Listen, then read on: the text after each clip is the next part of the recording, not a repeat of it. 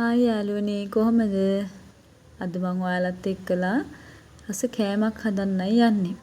එන්නකෝ අපි අඩුවේදී මේක කරගන්නේ කොහොමද කියලා බලමු. මොනවද දන්නවද? පීසා. Chicken cheese pizza. ගෙදර හදනමු චීස් ටිකත් අපි කඩින් ගන්න ඕනේ නෑනේ. මුලින්ම පාචනයකට මද රස්නේ වතුර ටිකක් දාගෙන ඊස් තේ හැඳි එකහමාරක් විතර ඒකට දාලා සීනිත් තේ හැන්දක් විතර දාගෙන හොඳට කලවම් කරගන්නකෝ. සීනි දාන්නේ ඊස් ටික ඉක්මනට ඇක්ටිව් වෙන්න ඕන නිසා. ඔන්න මං ඒ දෙක කලවම් කරගෙන වහලා තිබ්බා ටිකක් වෙලා පිපෙන්න. ඊට පස්සේ පාන් පිටි කෝප්ප 3ක් විතර අරගත්තා. මට හරියට මම මෙෂර් කරේ නැහැ. මම අතේ හුරුවට ගන්නෙ. අර කලවම් කරපු ඊස් ටිකත් ඒකට දාලා ලුණු තේ හැන්දකුත් දාලා ඔලිව් ඔයිල් තමයි දාන්න ඕනේ. මම ළඟ ඔලිව් ඔයිල් නම් තිබුණ නැහැ. ඉතින් මම පොල් තෙල් ටිකක් දාලා වෙනදට මම මේකට බටර් එකතු කරනවා. අද බටරුත් නැහැ. ඒ වුණාට ප්‍රශ්නයක් වෙන්නේ නැහැ. ඔයගොල්ලෝ බය නැතුව මේ විදිහට හදලා බලන්න. හොඳට කලවම් කරගන්න ඕනේ. තව දෙයක් තමයි ළමයි මේ වතුර සමහරට අපි දාන ටික මදි වෙනවා. එක එක පිටිත් එක්ක වෙනස් වෙනවා. එතකොට වතුර ටිකක් ළඟ තියාගෙන ටික ටික දාලා අතේ පදම හරි පදම එනවා අපිට දැනෙනවා. ගොඩ අතේ ඇලවෙන්නේ නැති වෙන්න සාමාන්‍යයෙන් තේරෙනවා ඔයගොල්ලොන්න. ඒ ගානට හොඳට අනා ගන්න ඕනේ. වතුර වැඩි කරගන්න එපා. එතකොට ඇලවෙන්න බලනවා. ඊට පස්සේ හොඳට මේක නීට් කරන්න ඕනේ. විනාඩි 10ක් 15ක් විතර නීට් කරන්න ඕන. ඇස්ට්‍රා හරි බටර් හරි දානවා නම් ඒක එච්චර වෙලාවක් කරන්න ඕනේ නැහැ. අද මට නැති නිසා මම ටිකක් වෙලා නීට් කරා. එහෙම තිබුණොත් විනාඩි 5ක් 7ක් වගේ කරපුවාම හොඳටම ඇති. ওই විදිහට හොඳට නීට් කරගන්න. නීට් කරගෙන භාජනයේ පොල් තෙල් ටිකක් ගාලා හොඳට වහලා තියන්න ඕනේ පිපෙනකන්. පැය 3ක් 3මාරක් විතර මම අද තිබ්බා. ඒ ටික මගේ රෙකෝඩ් වෙලා නැහැ ළමයි. ඔයාලා මේ විදිහට හොඳට අනලා නීට් කරලා තෙල් ටිකක් හොඳට ගාලා වහලා තියන්න. පැය උපරිම 3ක්වත් තියන්න ඕන. ඊට පස්සේ කඩු නැති චිකන් කෑල්ලක් අරගෙන ගම්මිරිස් කුඩු ලුණු කුඩු විනාකිරි මිරිස් කුඩු ටිකක් දාලා හොඳට කලවම් කරලා මැරිනේට් වෙන්න තියන්න ඕන.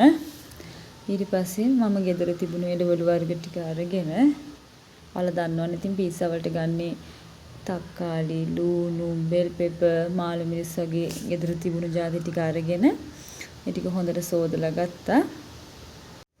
මේ බෙල් පෙපර් නම් අපි ගෙදර ඇත්තට කියවුවොත් ළමයි ගොඩක් ගේන්නේ නැහැ. මම එදා එළවලු ගන්න දවසේ මගේ ලොකු පුතා මාත් එක්ක එළවලු ගන්න ආවා. එයා තමයි ගන්න ඕනේ අම්මේ මට මේ පීසා හදනකොට දාන්න ඕනේ මං කන්න ආසයි කියලා එයා තමයි ඔක ගත්තේ. නැත්නම් නිතරම අපේ ගෙදර තියෙන එළවලුවක් නෙවෙයි. ඉතින් ඒකත් තිබුණ නිසා මම මේකට කපලා දැම්මා. එහෙම නෑ කියලා ඔයාලා කවුරුත් කලබල වෙන්න එපා. මාළු මිරිස් වල ඇට අයින් කරලා ගන්න. එතකොටත් රසයි. එහෙම කන්න පුළුවන්. ඇට තිබුණොත් සැරයි බබාලට කන්න බෑ. ඒ නිසා ඇට අයින් කරලා මම බෙල් පෙපර් එකෙත් ඇට අයින් කරා. ඉතින් ওই විදිහට ලුණු ටික, මාළු මිරිස් ටික, බෙල් පෙපර් ටික, තක්කාලි ටික කපලා වෙන වෙනම පිඟානේ තියාගන්න ඕන.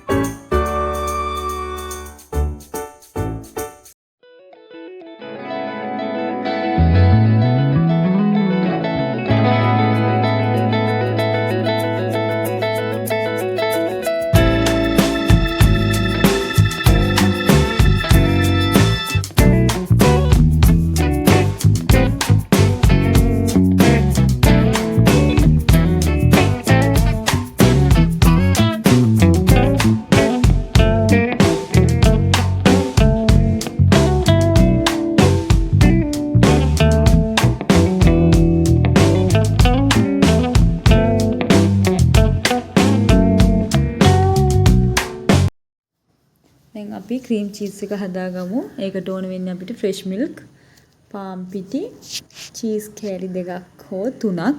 ඒක ඔයාගේ රස අනුව කරගන්න පුළුවන්. අපි බෝල් එකක් අරගෙන ඒකට ෆ්‍රෙෂ් මිල්ක් ටික දාගෙන ලුණු චුට්ටකුත් දාන්න ඕන. ඔයාලගේ රස පදමට දාගන්න. ගොඩ දාන්නත් එපා. එතකොට ලුණු රහ වැඩි වෙනවා. චීස් වල ලුණු රහක් තියෙන නිසා පොඩ්ඩක් දාගන්න. ඊට පස්සේ පාම් පිටි හැඳි එකහමාරක් විතර දාගන්න. ඒකෙන් තමයි thickness එක එන්නේ අපේ චීස් එකේ. ඒ ටික දාලා හොඳට කලවම් කරගන්න ඕනේ. විස්ක් එකකින් කලවම් කරන්න පුළුවන් නම් හොඳයි. මොකද මේකේ අර කැටි ගතිය හිටින්න බලනවා. එතකොට අපේ චීස් එකේ පොඩි කැට කැට වගේ හැපෙන්න බලනවා. එතකොට හරි නැහැ ඒක.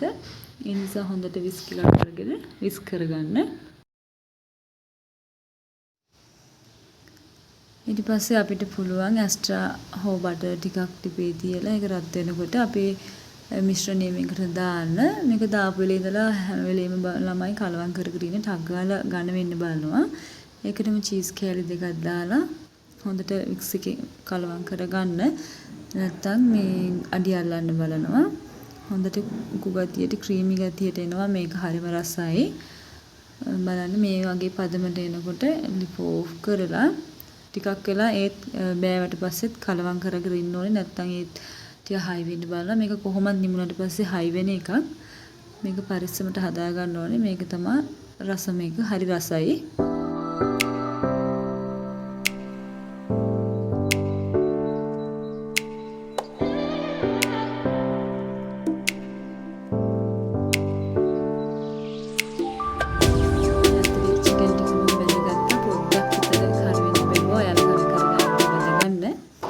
දැන් අපේ පීසා ඩෝ එකත් හරි ගානට පිපිලා තියෙන්නේ.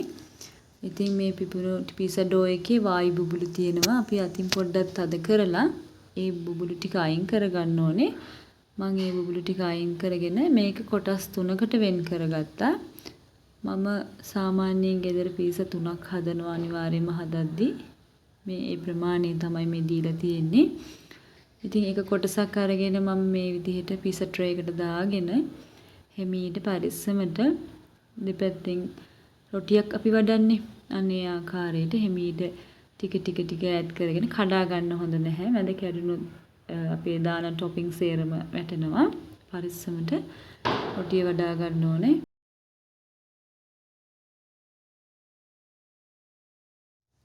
ඊට පස්සේ අපි ගෑරුප්පුවක් කරන් මෙහෙම හිල් වගේ විදගෙන එහෙම කරන්න සෝස් එක හොඳට ඇතුළට අල්ල ගන්න ඕනට සෝස් ටික මෙහෙම ගාලා අපි කපාගත්ත බෙල් පෙපර් මිරිස්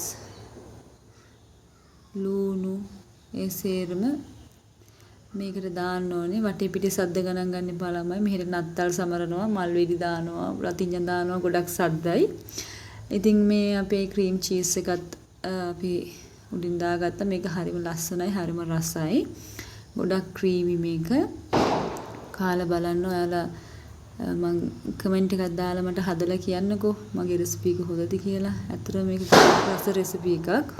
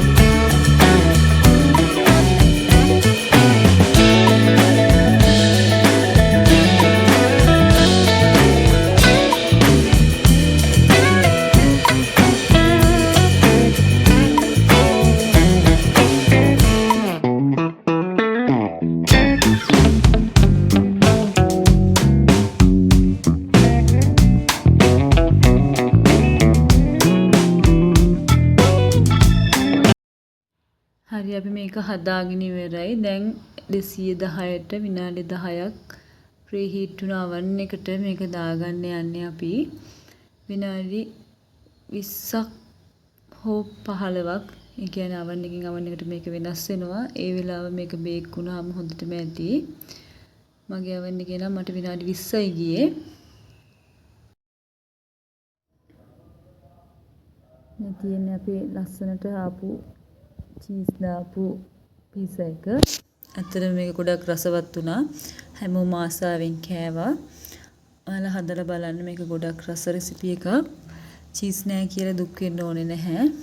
අපේ ගෙදර නම් හදනකොටම කොහොමත් පීසා ඉවර වෙනවා. මොකද හදනකම්ම ආසාවෙන් බලන් හිටපු පොඩ්ඩු දෙන්නම මේ ඉන්නේ. පේනවනේ යාලා දැම්ම පටන් ගෙන කන්න. රෑ වෙනකන් ඉන්න එකක් නැහැ. එයාලා හරි ආසයි මගේ චීස් පීසා එක කන්න. ඉතින් ඔයාලත් හදලා බලන්න. ඇත්තටම රස රෙසිපි එකක්. ඒ වගේම අඩු වේදමින් කරගන්න පුළුවන් හින්දා තවත් හොඳයි. අපි දැන් යනකොට නෑනලට ටිකක් ගෙනියනවා. දන්නේම නැතුව ගොඩක් හවස් වුණා. දැන් ගොඩක් වැඩ කරගන්න ඕනේ. රෙදි හිම ලෑස්ති කරගන්නත් ඕනේ. ඉතින් තවත් දවසක මේ වගේ රසම රස රහසක් ඔයාලත් එක්ක බෙදා ගන්න බලාපොරොත්තුෙන් මම සමුගන්නවා. ගිහින් එන්නම්. ඔයාලට සුබ දවසක්.